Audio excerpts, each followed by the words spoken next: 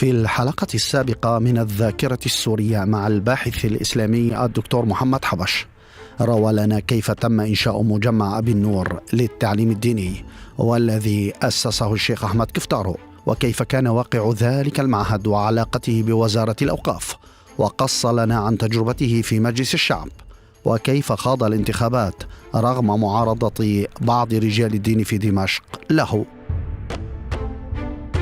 في هذه الحلقة نمضي مع الدكتور حبش للحديث عن رجل الدين السوري الكردي محمد معشوق الخزنوي الذي قتل عام 2005 في ظروف غامضة، وكان أحد الأصدقاء المقربين من ضيفنا.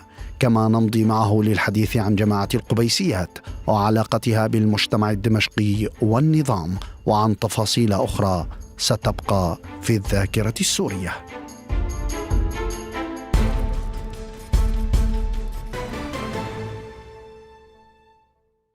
أهلا بك مجددا دكتور. كنت من المهام أيضا التي اشتغلتها مديرا لمركز الدراسات الإسلامية في دمشق في ذلك الوقت. يعني في عام 2005 أذكر أني شخصيا كنت يعني أزورك بالمركز من أجل إجراء لقاء صحفي معك، وفي ذلك الوقت بالصدفة دخل رجلا ما عرفتني عليه، كان يهم بدخول المركز. قلت لي أن هذا الشخص هو الشيخ محمد معشوق الخزنوي. فيما بعد أيام قليلة، يعني أنا كنت أزورك في عام 2005، بعد أيام قليلة سمعنا أنه تم يعني تغييب هذا الرجل. فيما بعد يعني أيام أو أقل من شهر سمعنا بمقتله عبر وسائل الإعلام. يعني برأيك أولا يعني تحدثنا قليلا عن الخزنوي، وبرأيك ما هي الأسباب التي يعني تم تغييب هذا الشخص ولماذا تم قتله؟ يعني رأيك بهذا الشخص وما حصل؟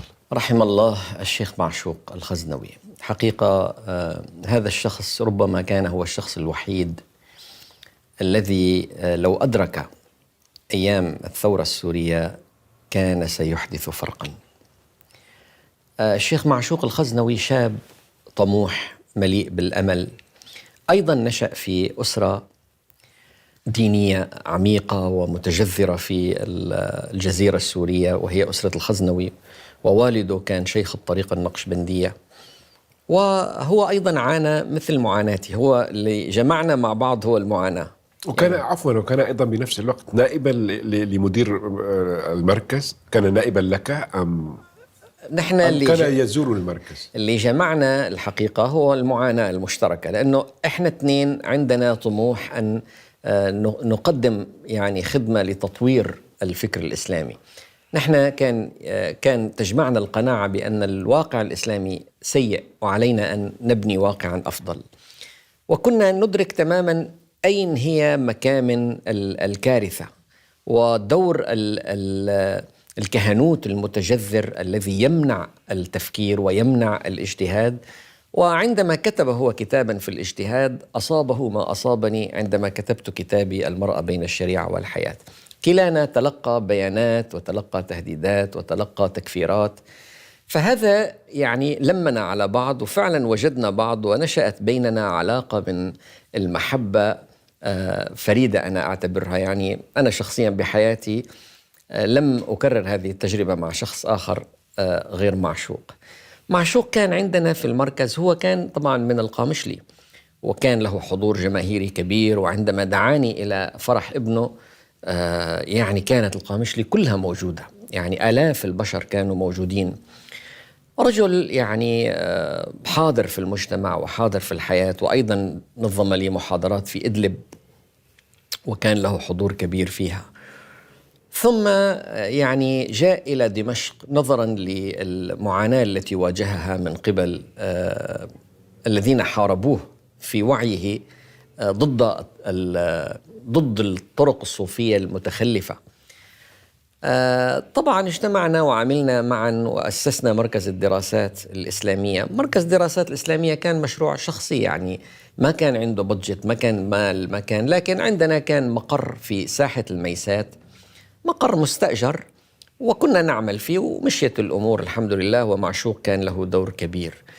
طبعا كنا نستخدم مثلا أنا مدير المركز، هو نائب مدير المركز، لكن أنا أعتبره أكبر مني يعني قدرا وقيمة وتأثيرا، ولم نكن معنيين بتقاسم الألقاب.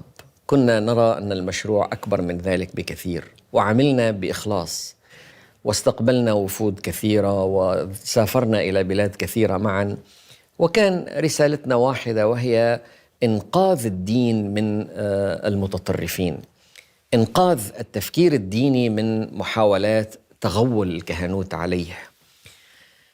وهذا كتبه الشيخ معشوق، يعني هو الكلمة اللي قتلته يمكن قوله إنهم يتاجرون بعظام الموتى، وكان يتحدث في ذلك عن خصومته مع ناس من الذين يحاربونه، لأنه كان ضد موضوع الصنمية في التصوف.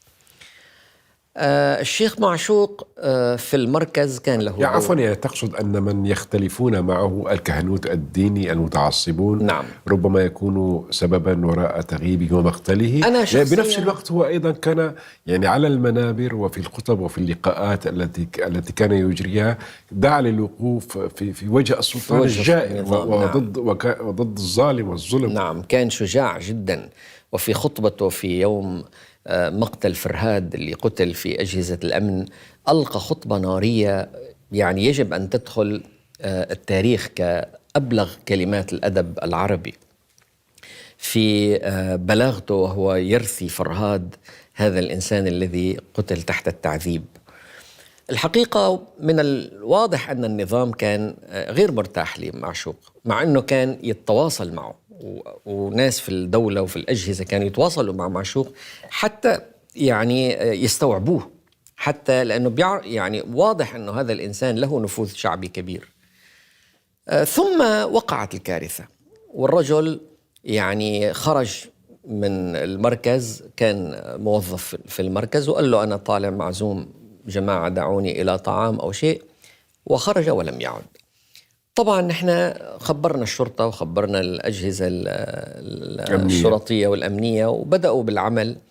وأنا قناعتي أن القتل هو جريمة، يعني جريمة جنائية. ممكن يكون هناك دور للنظام أو لبعض الأجهزة في النظام أنه حرضت على ذلك، أنه حطوا حد لهذا الإنسان، شلون هيك عم يهاجمنا. وجاء بعض خصومه من اللي يعني يعتبرون أنه يهدم الطريقة أو يهدم المذهب، وهؤلاء نفذوا هذه الجريمة بشكل يعني مقزز ومستفز. دكتور عفوا، يعني الراحل أو المرحوم معشوق الخزنوي معروف أنه وقف مع انتفاضة الكرد يعني طبعا في عام 2004 ضد النظام أكيد. يعني وجاهر في هذا الموقف. بنفس الوقت لديه كان علاقات يعني مع منظمات حقوقية دولية. كان في الآونة الأخيرة قبل مقتله كان غالبا ما يدلي بتصريحات على التلفزيونات وعلى الفضائيات وإلى ما هنالك، ويدلي بمواقف حادة ربما لا ترضي النظام. أيضا وأخيرا يعني عندما اكتشفوا جثته وجدوا عليها أثار تعذيب، يعني بمعنى هل هم فعلا يعني مختلفون معه متعصبون من يفعلون كل ذلك أو يغتاظون منه فيقررون قتله؟ حقيقة يعني لا يوجد لدي دليل إلا مشهد الناس اللي طلعوا في التلفزيون واعترفوا بأنهم مارسوا عملية القتل، وأنا شخصيا يعني اعتبرت الرواية صادق. نعم، لأن هؤلاء الأشخاص بالذات اللي رأيتهم على التلفزيون هم الذين زاروني في المكتب قبل حوالي أسبوعين، يعني إبان الانتخابات، وقالوا لي نحن جايبين لك رسالة، أنت عم تحتضن معشوق. وهم كانوا ست أشخاص ويلبسون عمائم، أنا ما بعرفهم. أنت عم تحتضن معشوق وهذا حيكلفك كتير. قلت له شو حيكلفني؟ قال لي معشوق ربما يكونوا من صنع أجهزة المخابرات. هل هم رجال دين حقيقيين؟ نعم هم أشخاص معروفون بالعمل في الطريقة يعني. وكان موقفه شديد معي، قال لي نحن أنت هيك حتخسر كل أصواتنا. قلت له والله يا أخي أنا بفرح بأصواتكم، لكن يعني ما بستطيع أنه أفعل شيء يتناقض مع ضميري الرجل قال لي يعني الرجل ليك وفي شهادة وفي موقف في فتوى ضده، ليك الفتوى خذها موجودة في الشريط اسمعها. قلت له لا أريد أن أسمعها، وأنا عندي فتاوى ضدي أكثر من هذا، وخلي الشريط معك ومعشوق أخي ولن يفرق بيننا شيء. وخرجوا غاضبين. نفس هذا الشخص هو اللي شفته أنا في التلفزيون، أنا شفته مرتين، مرة لما زارني ومرة شفته في التلفزيون هو عم يعترف كيف مارس عملية القتل. طبعا مين حرضه؟ ممكن يكون في أجهزة من النظام حرضوه ودفعوه، هو القاتل، ما عندي شك في ذلك أبدا. لا، أداة وليس القاتل. ربما من اتخذ هو القرار الأداة. أكبر منه بكثير. ممكن يكون القرار أكبر منه، لكن هو الأداة. وهو اللي قال لي بوضوح، قال لي أنت حتخسر كتير إذا بقي معشوق معك. قلت له هو أخي ولن يفرق بيننا شيء، وهذا اللي يتحمل في سبيل الله هو شيء طبيعي، هو رجل متنور ورجل عالم ورجل حجة، وأنتم لازم تستفيدوا منه، مش تقاتلوا، وأنتم جايين من آخر الدنيا من أجل توقفوا في وجه طموحه. أيا ما كان لم أكن أتوقع أن الأمور حتذهب إلى هذا المكان، كنت أظن أنه مجرد يعني صخب وكتب الله أن الرجل استشهد، ولا أشك أبدا أن هؤلاء هم القتلة، لكني أوافق معك أنه هناك جهة أكبر حرضتهم، هذا أمر ممكن يعني، والنظام بأي حال يعني مستفيد من مقتل معشوق، لأنه كان يشكل له قلق. يعني كان لما يحصل شيء ويخطب معشوق في الجزيرة كان يعني تحتار الأجهزة الأمنية أنه رجل اعتقاله صعب، سيثير علينا كثيرين، وتركه صعب، فدفع حياته ثمن، وأنا أعده من شهداء التجديد والتنوير، ومن شهداء الإصلاح الديني اللي بيستحقوا كل احترام. عفوا، يعني لم يكن لمواقفه وعلاقته وخاصة بعد انتفاضة الكرد بعام 2004 دورا في ذلك، لكن أريد الإجابة منك بعد الفاصل، لدينا فاصل قصير.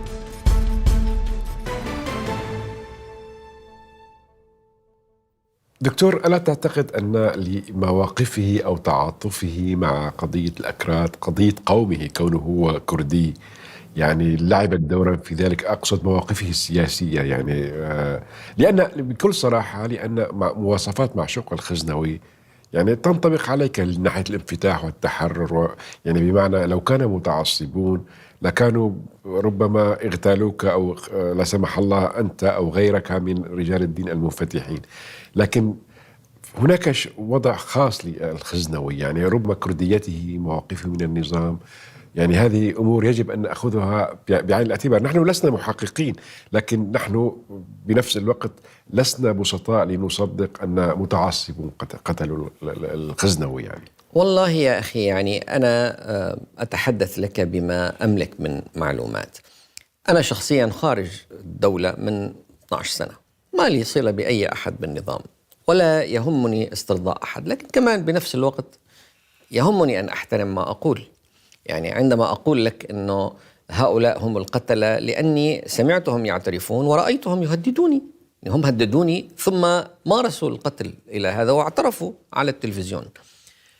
لكن أكبر من ذلك ممكن يكون هناك أكبر من ذلك، لكن حتى نكون منطقيين ليس كل أحد رفع صوته تم قتله. يعني ما قلته لك هو ما أعتقده في هذه المسألة. وجود جهات مستفيدة أو جهات محرضة أمر محتمل، لكن على العموم الشيخ معشوق يعتبر رمز من رموز الإصلاح الديني الكبار، ولعل يأتي يوم ينصفه أحد الكاتبين ويكتب أفكاره في كتاب يعني يبقى للتاريخ، لأنه كان فعلا رجل من رجال الإصلاح. وأنا أصبت يعني بمقتل عندما رحل الشيخ معشوق الخزنوي رحمه الله، وبالطبع يعني قصرنا حتى في الذهاب إلى القامشلي، لأنه كان الاحتقان شديد وكنا نخشى أنه تتطور المسألة إلى أشياء أخرى.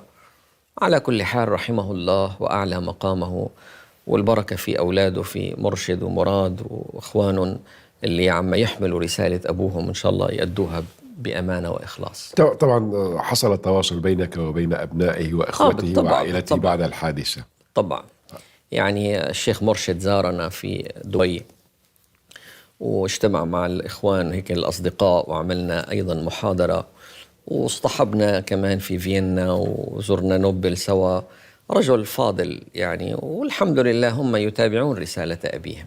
جيد، عظيم. على ذكر الشيخ الخزنوي وأنت من المؤيدين لمطالب الأكراد، حتى أنك كتبت مقالا بعنوان شمس كردستان. ما هي أسباب هذا التعاطف دكتور محمد؟ يعني في وقت جرت العادة، يعني أسألك هذا السؤال لأنه جرت العادة أن يعني المهتمين بالدين والأديان أو رجال الدين بشكل عام لا يعيرون اهتماما للقضايا الإثنية والقومية، لكن الدكتور محمد حبش له وجهة نظر مختلفة، متعاطف مع قضية الأكراد. كمثقف لا تستطيع أن تنكر حق الأكراد الطبيعي. الكرد أمة عظيمة، أمة كبيرة، لا يمكن أن يعني كل التقديرات لا يمكن أن تنزل عن 30 مليون كردي موجودين في المنطقة، في جبال زاغروس، بين إيران، بين العراق، بين تركيا، وحتى أيضا في سوريا. الشعب الكردي للأسف ظلم تاريخيا، ويجب الاعتراف بهذه المظلومية. عندما انهارت الدولة العثمانية كانت الشعوب كلها تعاني نظرا لضعف الدولة ولانهيارها. عندما انهارت قيل للكرد الآن ستقوم دول وطنية، والدولة الوطنية الجميع متساوون فيها ولا يوجد فرق بين أحد وأحد. وهكذا وجد الكرد أنفسهم موزعين بين تركيا والعراق وإيران وأذربيجان وسوريا. لكن كانت المفاجأة خلال 100 سنة أن وقعوا في أحضان أنظمة شديدة التعصب لقومياتها. يعني البعث العربي الاشتراكي في سوريا والعراق له مشروع قومي واضح، ولا يسمح بالثقافة الكردية ولا باللغة الكردية ولا بالأعياد الكردية. الحالة الإيرانية أيضا كانت حالة فارسية متعصبة للشأن الفارسي وللقومية الفارسية. الحالة التركية كانت أشد تعصبا أيضا للقومية الكردية. ووجد الكرد أنفسهم بين 3 شعوب متعصبة لقومياتها وهم لا يملكون شيئا. يعني قل لي ما هو المعنى أن تجد بلد مثلا باسم جيبوتي، بلد باسم قطر، بلد باسم البحرين، ولا يوجد بلد باسم كردستان؟ ليه؟ هذا الشعب عظيم ومن حقه أن يعيش، ومن حقه أن يمارس لغته وحريته ونطقه ولسانه. أنت تذهب إلى أذربيجان تسمع اللغة الأذرية، تذهب إلى أرمينيا تسمع اللغة الأرمنية. لماذا هذا الشعب يمنع من لغته ويمنع من حياته؟ أنا مؤيد لمطالب الكرد، وربما كان هذا بتأثير من معشوق كان رجل له تأثير علي. وبالطبع ناقشنا كثيرا يعني تاريخ الحياة الكردية، وأنا مقتنع بحق هذه الأمة في أن يكون لهم دولة وعلم وراية تظهر مواهبهم. هلأ لو كان اللي قام في المنطقة دول وطنية حقيقية ديمقراطية حقيقية ما كان حدا طالب بدولة كردية. يعني اليوم الأكراد في ألمانيا والسويد بيعدوا لهم 500,000. هل يطالبون بدولة هناك؟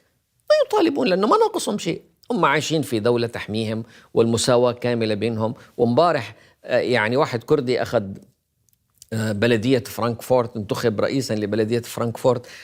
فالناس ما بتطالب بشيء يعني غير منطقي. أما أنا بعيش في بلد ما بتعطيني هوية. سوريا ما كانت تعطيهم هوية للأكراد، وتقول له أنت لازم تحمي وطنك. أي وطن بدي أحمي إذا مش معترف فيني كمواطن؟ إذا دخلت أنا في التعليم ولا الحياة وجدت أنه كل لغتي وثقافتي ممنوعة. لذلك أنا بكل أمانة أنا متعاطف مع القضية الكردية، بتمنى أنه ينتصروا، بتمنى يحققوا دولة بدون دماء، وهذا سيتحقق بدون دماء عندما تقوم الديمقراطيات الناضجة في العراق وفي تركيا وفي إيران. سيصل الديمقراطيون بآليات سلمية لإنجاز هذا التكتل وقيام هذه يعني دكتور، يعني أنت تؤمن مثلا بدولة كردية كما يعني يتحدث عنها الأكراد أنفسهم، يعني كردستان بحدودها وخارطتها المتعارف عليها، أو التي يتحدث عنها الأكراد والتي تضم أجزاء واسعة من تركيا ومن سوريا ومن العراق وإيران؟ أنا مؤمن بإرادة الإنسان. هذه البرلمانات الناضجة عندما تقوم ديمقراطيات حقيقية تستطيع أن تنجز اتفاقاً ترسم فيه حدود لملامح دولة تقوم. يعني اليوم مثلا بريطانيا توحدت اسكتلندا وإنجلترا وويلز ونورث إيرلاند وشكلوا اسمه بريطانيا. هلا امبارح نجح في الانتخابات حمزة يوسف في اسكتلندا يطالب بفصل اسكتلندا عن بريطانيا. هذا شيء عادي في الحياة العامة، في حياة الدول. ليست هذه خيانة. ما حد قل له أنت واحد خاين بدك تقسم البلد. لا، هو عم يطالب بهذا الموضوع بإطار برلماني. أنا بدي أقنعكم أنه هذا الإقليم يكون وحده أحسن له ما يكون. زي بريطانيا نفسها كانت جزء من الوحدة الأوروبية وانفصلت عنها. لم يقل أحد إنكم خونة وأنتم مارقين وتقسمون. يجب أنه يعني نخلص من عبادة هذا الصنم. هذا الصنم صنم السيادة الوطنية. نعم أنت معك حق دكتور، لكن يعني أنت تؤمن بحق الأكراد أن يكون لهم الدولة ضمن حدود جغرافية معينة، أم تؤمن بمنحهم الحقوق الثقافية التي حرموا منها، لغة وما إلى هنالك، ضمن الحدود الجغرافية الحالية، خارطة توزعهم في إيران وتركيا وسوريا والعراق؟ هذا موضوع مفروغ منه. طبعا أنا أطالب بحقوقهم المدنية والثقافية والسياسية في بلادهم اللي هم موجودين فيها بدون تحفظ. لكن إذا كان لديهم طموح واستطاعوا أن ينجزوا زي إقليم كردستان الآن في العراق، لو قام إقليم في إيران مثله وإقليم مثله في تركيا، ما المانع أن يتوحدوا؟ ما المانع أن يصبح لهم كيان أقوى ولهم علم واحد، وأن يقدموا ويدهشوا العالم بثقافتهم اللي محرومة، اللي ممنوعة؟ طبعا هذا الأمر لا يتم، يعني إذا تم بالقوة فهو عمل إجرامي، لكن إذا تم بالسلم خلي ياخذوا تصويت وياخذوا نصف سوريا بالتصويت. بالنسبة لي لا أعتقد أنه هذه مشكلة إذا كان الناس يعتقدون أن وجودهم في هذا الطرف أكثر إنسانية وفائدة لهم من هنا. أنا لا أعبد الحدود، أنا لا أعبد السيادة الوطنية، ولست مؤمنا بهذه السيادة الوطنية. لقد ذبحنا بالسيادة الوطنية. عندما يأتي نظام ويقول أنا أمارس السيادة الوطنية وسأذبح شعبي كله وليس من حق العالم أن يتدخل، نحن وصلنا إلى كارثة. لا، أنا أؤمن بالمسألة هي مسألة حقوق. هذه الشعوب تريد أن تعيش كما يعيش البشر. من حقهم أن يمارسوا تعليما لأطفالهم، أن ينشروا لغتهم، أن ينشروا شعرهم، أن ينشروا أدبهم. من حقهم أن لا ينظر إليهم كمواطن من الدرجة الثانية. من حقهم أن لا يمنعوا من وظائف عليا في الدولة كما يمارس في سوريا وفي العراق وفي إيران معهم. لذلك طالما أن الدولة الوطنية الحقيقية لم تقم، فأنا مؤيد لحقهم في إقامة وطنهم. عندما ننجح في إقامة ديمقراطيات في المنطقة ويصبح الناس متساوين، لن يطالب أحد بدولة مستقلة. الجميع سينخرط في الولايات المتحدة فيها 100 جنسية، كله منخرط، ما في حد يعني يتول على أحد. لو بغى جبل على جبل لدك الله الباغي منهما.